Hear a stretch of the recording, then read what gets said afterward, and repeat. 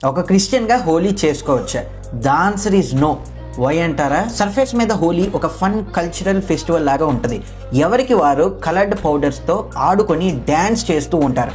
కానీ హిందూ మిథాలజీలో హోలీకి చాలా హెవీ టైస్ ఉన్నాయి. ఎందుకు ఈ హోలీ వచ్చిందంటే ఒక స్టోరీ ఉంది, ప్రహ్లాద్ అండ్ హోలిక స్టోరీ. ఈ ప్రహ్లాద్ ఒక విష్ణు ఫాలోవర్. అతని తండ్రి ఏమో ఒక చెడ్డ రాజు. అందరూ అతనినే పూజించాలని అతని ప్లాన్.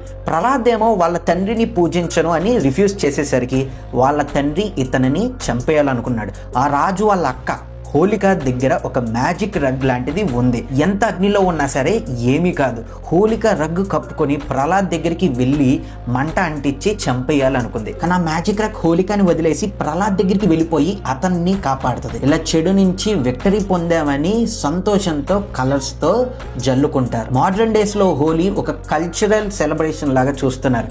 కానీ దాని డీప్ రూట్స్ మాత్రం హిందూ మిథాలజీలో టైఅప్ అయి ఉంది. బైబిల్ చాలా ఖండితంగా మనకి చెప్తుంది, ఒక క్రిస్టియన్ వేరే వాళ్ళ రిచువల్స్లో కానీ ఫెస్టివల్స్లో కానీ పార్టిసిపేట్ చేయకూడదు అని. నేను తప్ప వేరొక దేవుడు నీకు ఉండకూడదు. Whatever it is, idols or రిలీజియన్స్తో కనెక్ట్ అయ్యి ఉంటే వీ షుడెంట్ డూ, అంతే. అలా కాదండి నేను జస్ట్ ఊరికి ఆడుకుంటున్నానంటే దేవునితో అలా అవదమ్మా. నీకు నువ్వు సర్ది పెట్టేసుకోకు. ఆ రోజే ఆడుకోవాలా? వేరే డేస్ లేవా?